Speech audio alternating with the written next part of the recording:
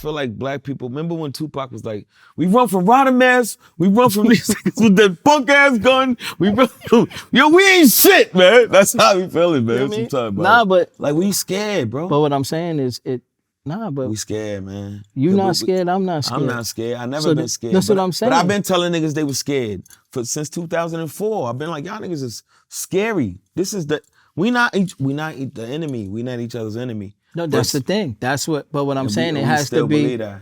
No, but it has to be. We still believe it though. But we have to believe that we can make a difference. We can overcome. No, not overcome. How long we been saying that? But we can make a difference. So what I'm saying is, how, bro? By putting our minds together. Your mind and my mind, that's two minds, right? Yeah. So now if we put our mind together, now we gotta go. We gotta go recruit two more minds. We're swimming upstream, King. And I'm telling you from experience. I took my whole record deal. I sacrificed millions of dollars to try to give motherfuckers the right thing. I'm like, this is my shot. And I went in the studio with Just Blaze. Just Blaze told me, this shit ain't gonna sell. I seen Dead Prez do it. I'm like, damn, them niggas took a sacrifice. If you go listen to Dead Prez album, Let's Get Free, they whole shit was straight revolution. It was like Public Enemy on steroids, bro. I'm like, this is what we need to be doing. And then you know what we had to go through? Flex not fucking with niggas. The niggas who should be supporting you, only nigga that supported us was K Slade. God bless his soul. The other niggas was like, nah, that ain't detrimental. I play detrimental, kill, shoot nigga music. But you know what though? That shit is backwards. But we can't, but the thing about it is, it's backwards, cuz. But you can't let that stop you. That's what I'm saying. Like we can't, like we can't let that stop us. So if they put the mountain in front of us, okay, fuck it. We gonna keep hitting the mountain. We got it because you can't let them tie. Like this. I'm tired of hitting the mountain, cuz. Nah, you can't. I'm tired, you can't get tired of it though. I'm tired of it, bro. No, but it's almost like think about it. Think about it right now. Malcolm X and these people that sacrifice their life, right? Mm-hmm. Imagine they could be alive and see what the fuck the kids is doing right now. Out here killing each other, out here doing it. They'll fucking be flipping over in their graves. Like, yo, I took that stand for this. Okay. For niggas to be this, gang banging, shooting each other for nothing, out here doing wild, crazy shit. Because somebody got tired. But the thing about it is if you gotta understand, like, you got young people that's watching you. You know what I'm saying? That's watching you not get tired. So is it what I'm trying to tell you is that my kids, the reason why but that's what I'm saying. That's why you can't get tired because you inspire. So you understand me? You can't get tired because you're inspiring. So no matter what, the best thing what you gotta do, like, you know what I mean, what people like us gotta do is make sure we stay fit and ready to outlast. You understand me? Like we gotta stay fit and ready to outlast. Like you can't ever stop though. Because bro, I'm telling you can't stop. I feel like that motherfucker to be like, I'm tired. You know what I'm saying? I know, you're right. You're absolutely right, yeah, King. because I'm not because I'm not I'm going to let you. 45 years old, King, and I dedicated my life, my career, everything. I watched a bunch of suckers amass wealth with half the talent, right? A quarter of the talent that I know I got. But they ain't true, though. But because I've decided to fight the good fight, I lost endorsements, money, and I'm thinking I'm doing the right thing.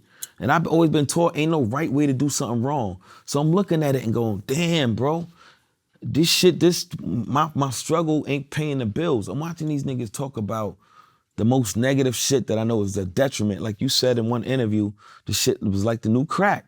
Like a couple niggas gonna get rich, but the effect is gonna leave on you. It was hip hop now was like crack was in the 80s. But now it's worse because niggas is dying to become a rapper is like they're joining the mob at this point. You either gonna get the RICO for what you gotta do to get hot, you gonna get clipped, or you gonna get the RICO. But that's what I'm saying. What I'm trying to tell you is that's why I say you gotta be fit and ready.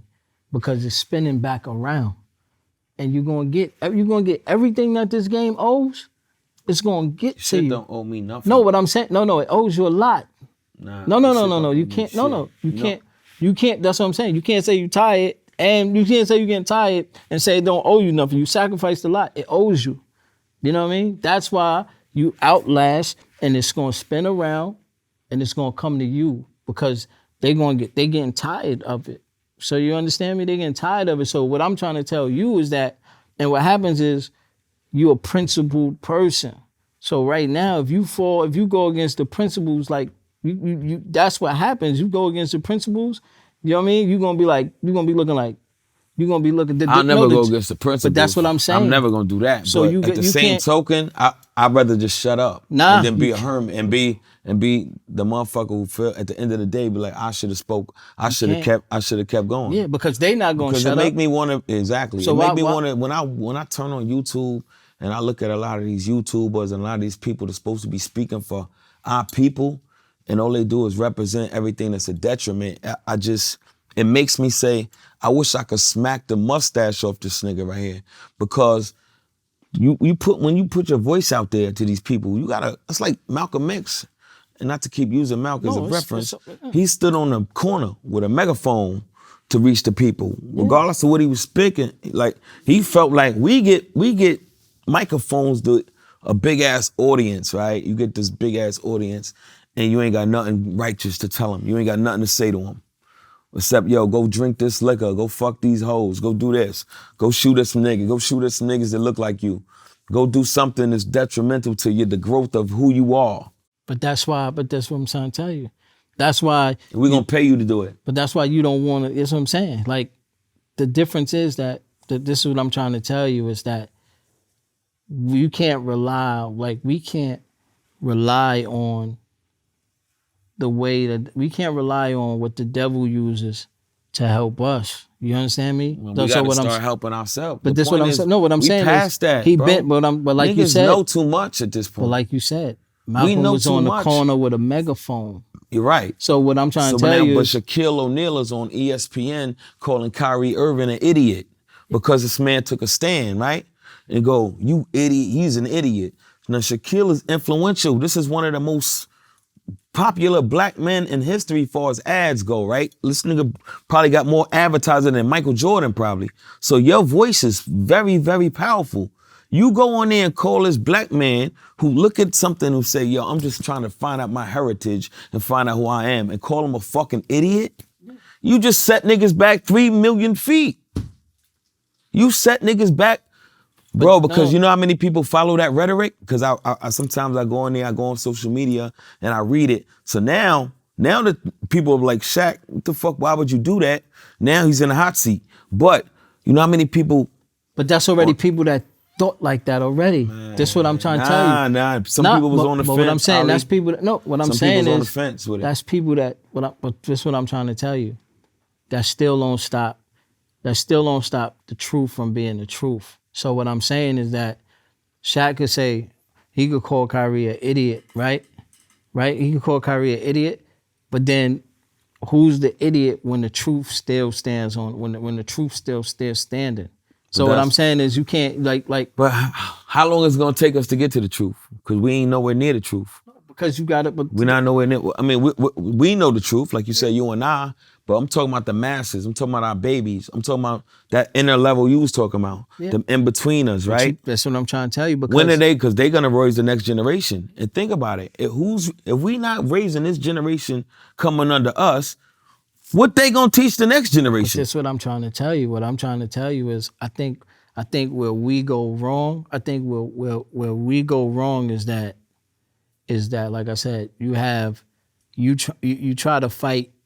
You try to fight media with media, right? No, that's what I'm trying to tell you. We got no leaders. No, but this is what I'm trying to tell you. No leadership. We have no leaders, bro. No, but what I'm trying to tell you, what it takes is, but this is what rappers it takes. and athletes have become our leaders, and they the wrong people to follow, and that's the problem. But what I'm trying to tell you is, it takes we idolize each one these people that don't deserve to be idolized. No. They don't deserve to be idolized. The way we put rappers and scream, I'm an artist myself who is very great at what I do.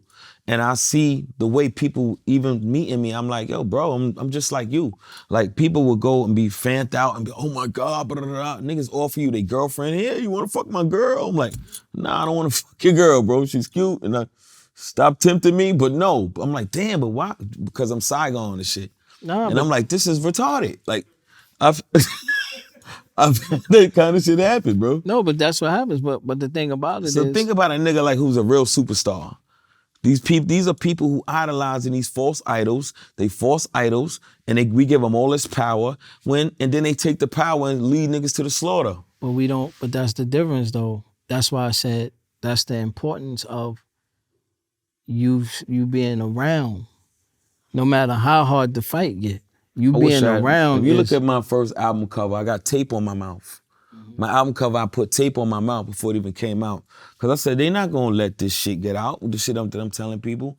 Because it ain't about being woke and none of that shit. It's about... what you seeing. This is what I'm seeing. Exactly. And this is why I see it going and where it's getting to. And this is going to be...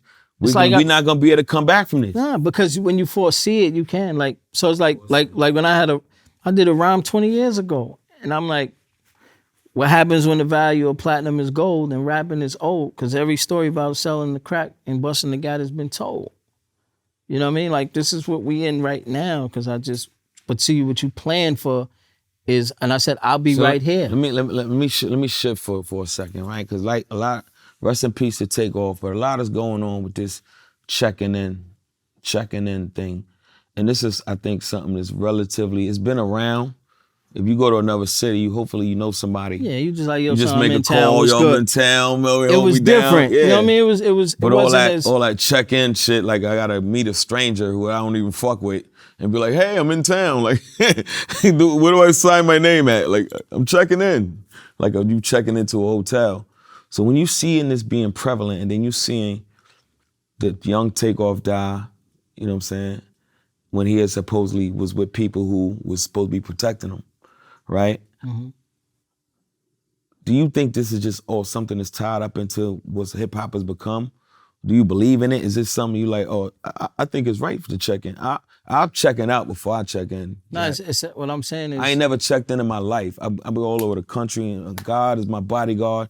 So when I see like these kids, you gotta come in and check in with fad. Somebody. Like, you know, like I think it's a fad where the youngins, they, you know what I mean? Like what happens is they like living, like a lot of the youngins in the game like living reckless. So if they able to, you know what I'm saying? If they able to, reckless. No, but that's what I'm saying. So if they able to be like, you know what? Reckless. So that's what they like doing. They it's so sad. We watch it though. They like checking in so that way they can live reckless. We watch it. We watch Kodak Black. I love these guys as artists and entertainers, but their real appeals when they become train wrecks. Like, damn, when is NBA YoungBoy going back to jail? When is this nigga gonna get hit with a charge? Pooh Shiesty. We watch these little kids, these are babies. We watch these niggas. It's like watching a train wreck. And instead of niggas stepping in saying, yo, that's why I respect Fat Joe a lot. Because Fat Joe, even what Gilly and Wallow do, $1 million worth of game, they come and tell these young niggas, it's a slippery slope, my brother. Like, you about to go down the drain. And a lot of times I seen them telling it to Young Thug. Listen. I seen them tell King Von. I seen them telling like, y'all niggas RICO charges out. They giving RICO charges out and they giving out headshots. You understand what I'm saying though? And headshots. Give me the RICO before the the headshot. But what I'm saying is, that's what I'm saying. Like, so if I put, like, if I give you a platter, like, yo, here, you could take a headshot or RICO charge. Like, that's my choice. Just for the fame, just for the money. I'm good on that. I'll pass on that. You cool. Y'all can have that. You know, but that's what I'm saying. It's no teaching. You know, it's no teaching. And that's the thing, is no teaching. Because the ones that's trying to teach it, right? Nas has always been a KRS-One, right? Mm-hmm. I think artists like that feel like I shouldn't even put out music because these niggas gonna be like, I'm old. Nobody wanna hear this shit. Like, he's the teacher. He was one of them niggas who would be proactive. I guess he feels like when I put out music, the shit falls on deaf ears. So why am I wasting my money, spending my time? Why am I doing this when the people who can push the music, the people who up at Apple Music, YouTube, they're black dudes. These are black execs. They not gonna push this shit. No matter how dope it is, they gonna be like, it's KRS-One, he's old. The thing about it though. By himself. No, sure. They gonna be like, it's KRS-One. Is old, it's Rakim, it's Chuck, it's the new Public Enemy, I'll pass on that. Give me the new Lil Uzi Vert. The shit that, you know what I'm saying? And this is what's happening when these are gatekeepers because they feel like they gotta keep up with the Joneses and keep their job. So it's not about the culture no more. So how do we combat this, bro? Because me and you, you're a like-minded person, right? like I said, I love hip hop. Hip hop was something that I think saved my life. You know what I mean? So when I see this beautiful culture, it's almost like if a nigga violated my religion, I feel some kind of way. Like, to me, it's my religion. Hip hop to me is almost like a religion. So when I see it being used for wrong and knowing it's bad, when I know the power, the positivity it could do, I feel personally offended. But that's the thing. You know what I'm saying? I'm like, I'm offended. What you know it needs to be done is that you don't stop making music. Because like, to me, this I'm trying to tell you, music, how many number ones selling books you read? A lot. In prison. Oh, I'm saying, how many novels, like Sidney Sheldon. That's what I'm saying. Memories of Midnight, bullshit like that. And what was, now some of your best books was? What? Well, I'm just saying, some of the best books was the hood books. Was the books that you had to be put on to a fine. Yeah, in fact. That's what I'm saying. That's music. Yeah, music is literature. You're right. Everything is not going to be a bestseller. You're right. You feel what I'm saying? No, you're right. So we got to just keep making the music so that way it's documented for them to find. It's art, yeah. Yeah, so it's documented for them to find. It's an artifact. It becomes so an they artifact. be like, yeah. So they, shout out to rest in peace to Tame One. Speaking of which, because it's an artifact. It becomes an artifact. You see what I'm saying? I just hate the way that the hip hop is going with these kids. It hurts my feelings. But then that's when you got to do something about it. Yeah, and that's the thing. No, look, you on a platform. Yeah. You understand? You're on a platform. Shout out to Vlad too, because Vlad, Vlad is like when I talked about when I thought people should be helping me spread my message. DJ Vlad, before Vlad TV, there was DJ Vlad, who was helping me spread the same spew.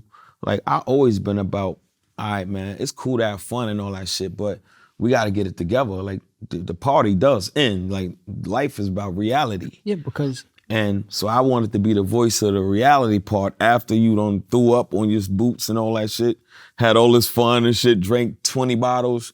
That life goes on. You got to wake up to real life.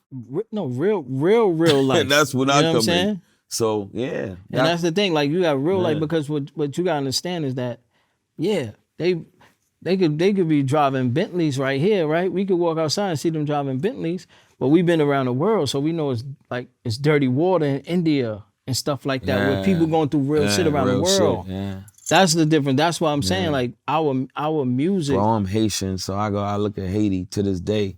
These motherfuckers is shitting in outhouses in 2022, like, don't have running water. And we'll sit here and complain about the dumbest shit in the world. But you see what I'm saying? But that's what I'm trying to tell you. That's why, but that's the thing, like, you ain't just rhyming for a kid out here.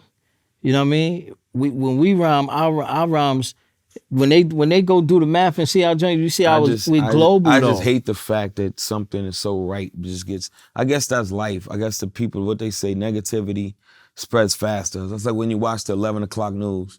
They don't talk about nothing good until the end of the show. No, that's it. Like, versus three people murdered. This. It's all the fucked up shit. Then at the end they be like, yeah, and little Kathy graduated and shit. Yeah. That's what I'm trying to tell you though. But that's why that's why we gotta combat that though. And we combat that. There was a time when we was combating it. We combat that by making music.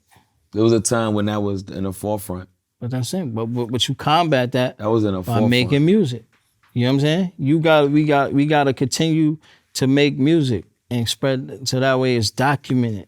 So that's what I'm saying. Long after we gone, that literature is still here. You know what I'm saying? Long after we gone, that literature is still here.